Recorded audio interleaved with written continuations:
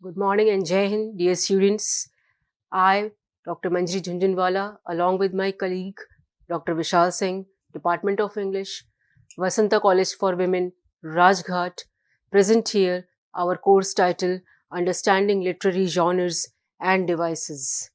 In today's lecture number 3 of week 7, which is based on sound and rhythm in literature. I repeat, sound and rhythm in literature. Let's have an outline of today's lecture. First of all, we will talk about the power of sound in literature. Then we will move to the discussion of key sounds devices and overview. Further, we will talk about rhythm and meter, the pulse of language, types of meter in poetic rhythm. Then we will talk about harmony through sound. Then we will talk about certain devices which provide rhythm to poetry, like alliteration, assonance, consonance, and onomatopoeia. Lastly, we'll talk about free verse and rhythmical freedom in poetry. To begin with, we'll talk about the power of sound in literature.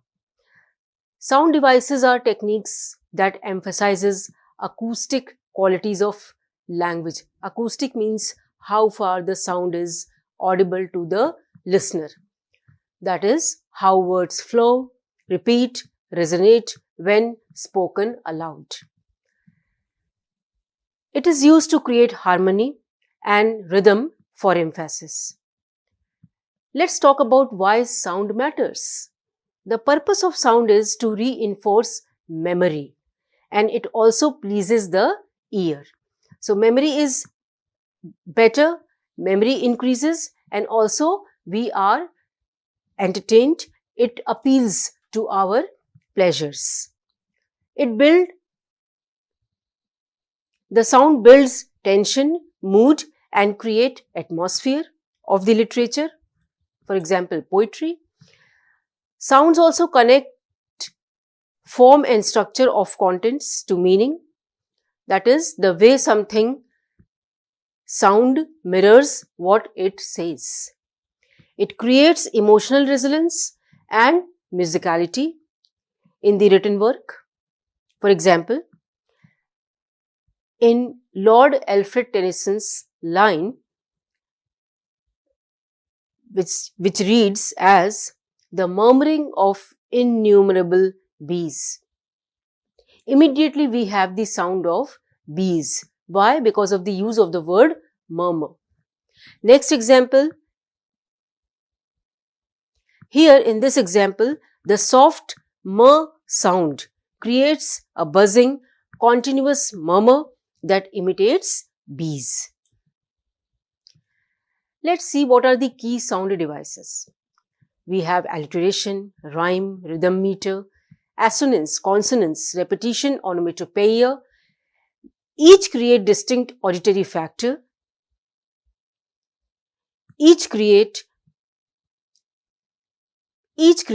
distinct auditory effect and is used to emphasize meaning, tone, and mood of the poetry.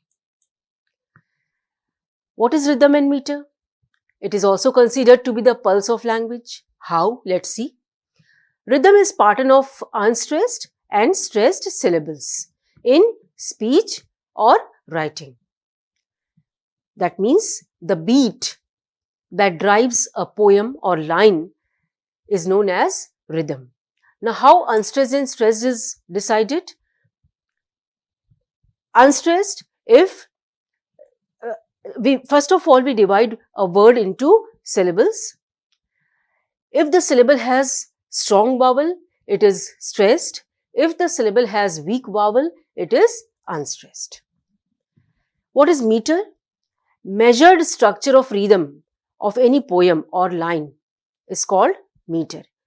Major meters are iambic, trochaic, anapaced, spondy, and so on.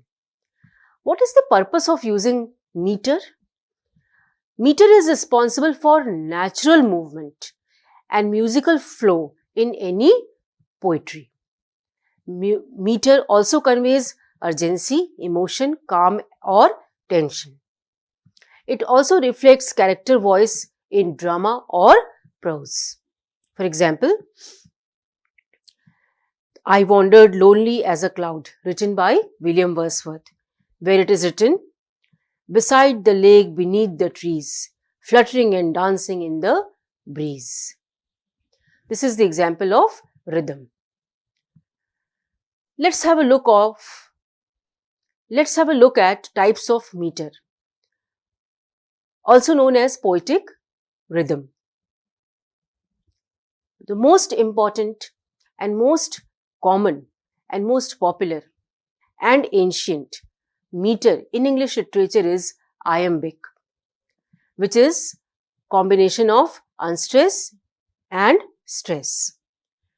For example, my heart aches and a drowsy numbness pains my sense as though of hemlock had drunk.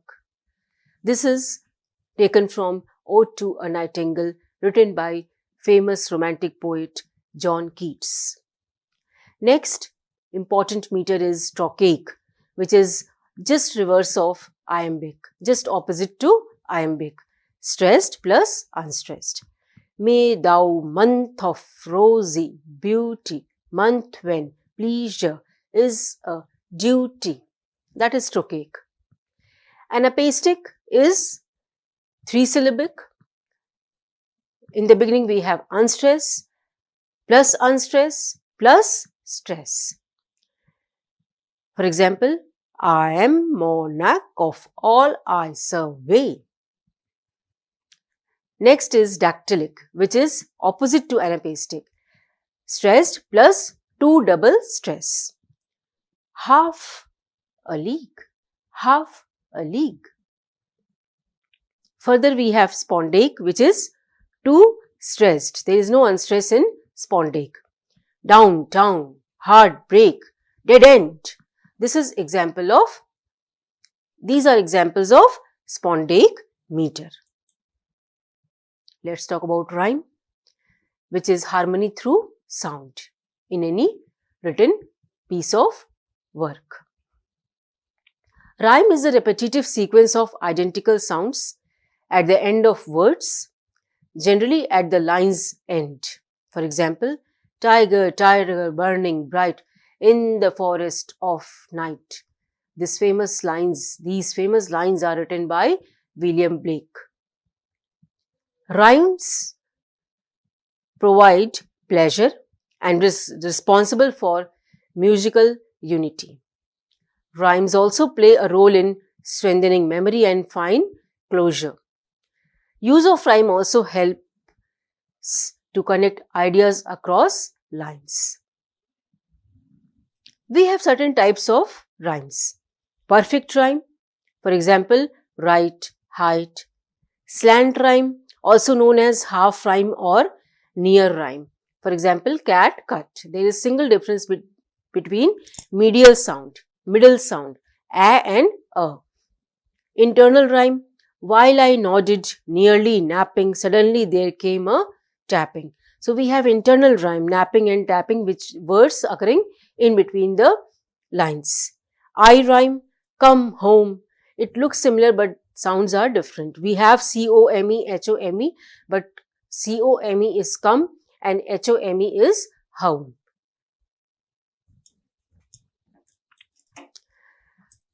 Let's have a look at different sound devices in literature which bring beauty to the written work of art.